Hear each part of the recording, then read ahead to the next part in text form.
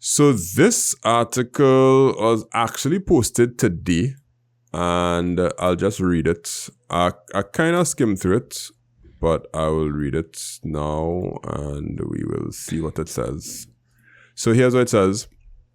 A TikTok account with a handful of posts and a chilling message has terrified an entire community along the East Coast, appearing to threaten revenge and violence while alleging bullying on the part of one high school in Trinidad. The post from the account, operating under the name Kivan Randial, began with... Is Kevin? Oh, sorry. Why did I say Kivan? I don't know. Yeah, Kevin Randial began 2 weeks ago and appeared to target students and staff at the Rio Claro East Secondary School. The... One boy... Guardian and the ad blocker, boy. The Express, however, so that no student with the name currently is enrolled in the school. Here's what it says. I swear by God, tomorrow you'll be crying. Tomorrow is officially the day of revenge. I am not telling you the time. I'm coming. I'm coming. All of you will be sorry at the end of the day. Then some of them read a more recent post. States a specific time and threatening bullets and violence at the school. On Monday, 19 January at 2:30 p.m., soon as school is over, bullets are in there. I swear on my life, they can kill me after. Right. So that's the gist of the post that on this TikTok account. And my views are very teacher-centered. Students, they say dumb things all the time.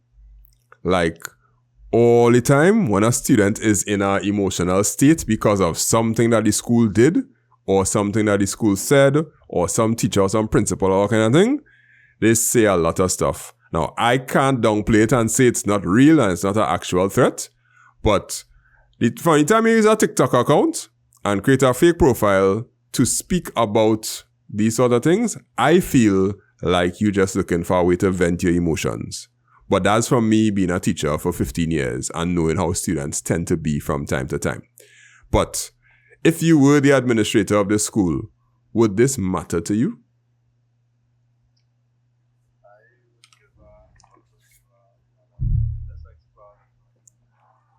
Mm-hmm.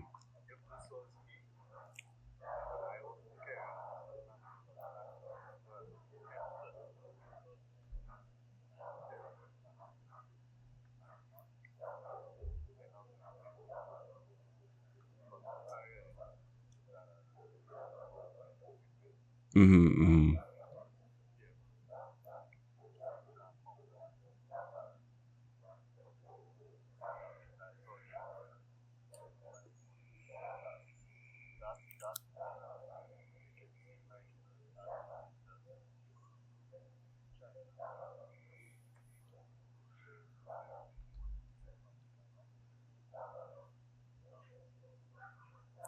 Yeah. I get you. Michaela, you don't care about this?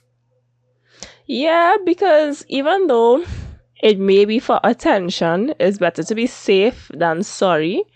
So even though, okay, the likelihood of this happening is probably really, really, really low, especially since it's Trinidad, it's still good to keep an eye on it in case it actually develops into something. Because you don't want to ignore it and then it comes true. The thing about TikTok is very unserious, as the children say these days. They'd be like, so you're real unserious. I'd be like, yeah, TikTok very, very, very unserious. The kind of things that these children do on TikTok,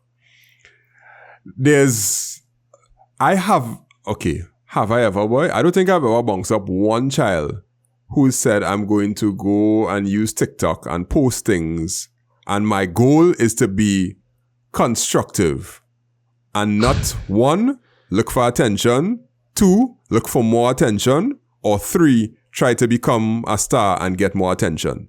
Because the psychological state that a child is in when they're a teenager is basically trying to figure out where they are in this world and how to be known, or how to make your mark, or how to be popular, or how to stand out. Yeah, how to differentiate yourself. Some people differentiate themselves by being quiet and reserved. Some people try to differentiate themselves by being extroverted and making sure people know that they exist.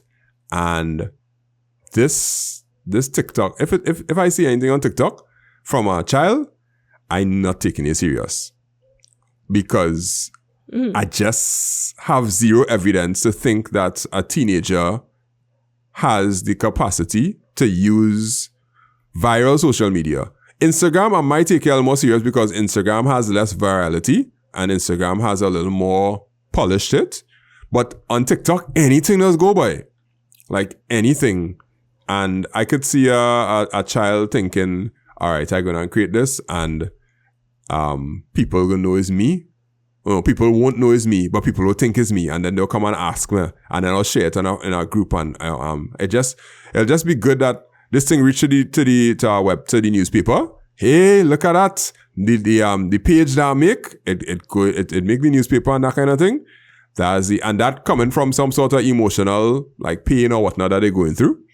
That would be me from a technological perspective. So if a principal calls me and be like, hey, should I take this serious? I'd be like, no, but you should find a child because they're crying out for attention. Definitely. Yeah. And that would be some sort of psychological thing that I would think about. But the posts, I don't want to go to the page and try to pop the post, but the image that they have on this page, on the Guardian Express page, is a picture of the, I don't know, staff. It looked like the cricket team. And they block out all of the faces. And it has, "You will be dead, Rio Claro East Secondary School." That's one of the posts that's up there. Which ain't really too high on the creativity, the creativity meter. But I don't know. I didn't go and try and find the page because I really don't want to. Like, yeah, is Kevin Dutton. Okay, so yeah. See if you could see some of the other things because maybe some of the other things might give us some something, but.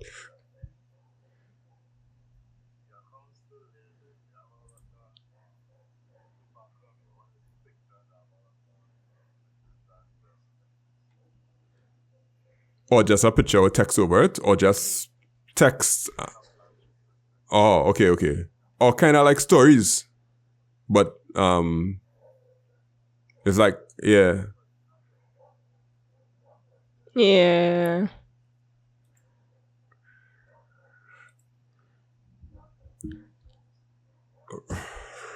Okay. So what the article goes on to say is that former Member of Parliament and Mayor Rushton Parry on Sunday called for urgent police action, stating that he was responding to growing fear among the parents and teachers linked to the school. He said that there was silence from the Trinidad and Tobago Police Service on the matter. Parents and educators have reached out to me because they feel exposed and unheard. Teachers are entering classrooms unsure of their safety. Parents are sending children to school with fear in their stomachs. The reality is unacceptable. Now, this part is the part that is tricky. Parents and their view of the security of their child in a school, that one is a very real one. Because with the amount of school violence that exists, there are some parents who are afraid to send their children to certain schools because they know that school violence could come up at any point in time, or there's a lot of school violence that takes place that could be not addressed very well. And the parents not being comfortable with the situation, that one I think is valid.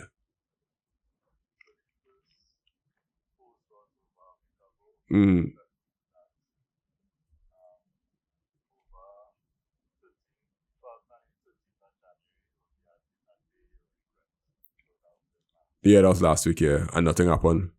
Yeah, nothing that we know of. So it's like a lot of threats. As a parent, I would be concerned. But if I had the opportunity to talk to those parents, I would explain to them what I just explained, which is students cry out all the time, and some of these things are not as serious as they may be.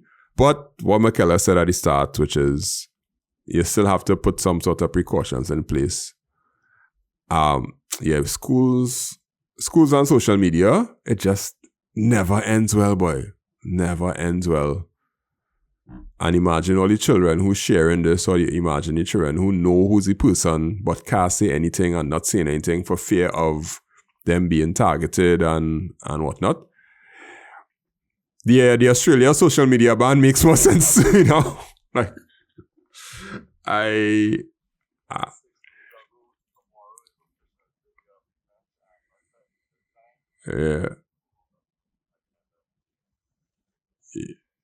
Yeah.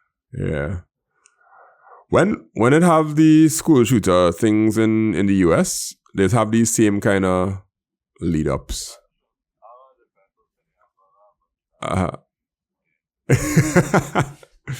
But bigger conversation is, should social media be just taken away from children until they reach 16?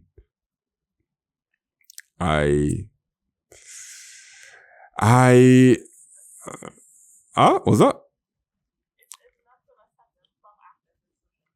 Yeah. I think that, you see, consumption and creation is two different things. What they consume, taking away social media from them and telling them that they can't use it until they're 16, then they will just consume the bad things from wherever else they could get it from, right? Which will be either create a fake account or whatever it is, because prohibition has caused you to be inquisitive, right?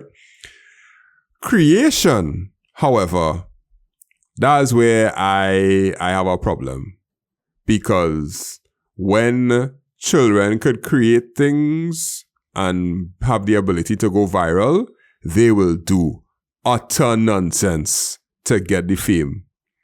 So I have this utopian view that, yes, you should allow the children to be able to be consumers on the social media because they'll have a chance to choose what they consume, but they must not have the ability to post anything. If they could get a system where that exists, then you might have a better chance of controlling it, because the impulse to create and be popular is where they tend to make mistakes. And that's what I think could be the best option. But there's a lot of things to think through, and there's a lot of social media companies have to think about that and getting them to do that when they're looking to make money and all those different things. Yeah. Because I was reading about the one in Australia, and the Australian children, they're like, bro, we figured this out a long time. Like, we still on our social media. There's no way that they could do it countrywide, they could do it worldwide. We'll still figure out a way, because if it had 13-year-olds could have our OnlyFans account, and OnlyFans was like, we didn't know. Well, what you leave for Instagram and TikTok? It's not a way to stop it. You just had to manage it. But there are things that I think we could do system-wise that may help the situation, especially from a teacher perspective.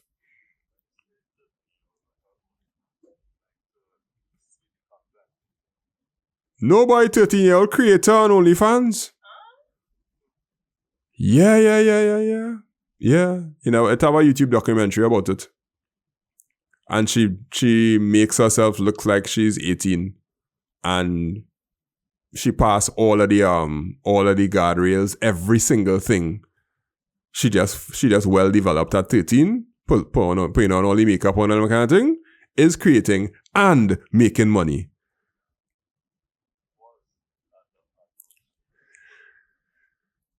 Maybe not that one, but it have others. OnlyFans, they ain't really too good with the checks and balances. Like, they ain't really too good with the checks and balances at all. Because they have recruiters that will go on people's Instagram. If you putting up like very suggestive videos and photos on Instagram, a recruiter will slide in your DM and let you know that you can make more money doing this or whatnot. And they will carry you to something called our OnlyFans house. And they will teach you how to work the system and make the whatever, because the account that it's going up under is somebody else's account. That kind of thing, yeah. Yeah, for sure. Yeah, digital pimping. Yeah, that's what the YouTube documentary was showing. Yeah, and the reason I know that is because it had this person that went on a podcast that revealed all of it, and I listen to the podcast, and then I track down the person, and I follow all the things that she's doing, because she was pimped via OnlyFans, and she was trying to expose everything. And yeah, once you're looking like a good target on Instagram, meaning you're using Instagram and you're creating content that looks very suggestive, yeah, the OnlyFans recruiters will find you because they're making easy money off of you, because it are men who looking for the underage ones, which is so dark, so dark. Like, if I had a rocket, I'd find where OnlyFans servers are, but they're probably on AWS. That's the tangle web that we weave. Very, very tangle web. But that's it for TikTok threats at a school. Let's talk about why you have to pay for your features on your car, because Tesla is making it popular now.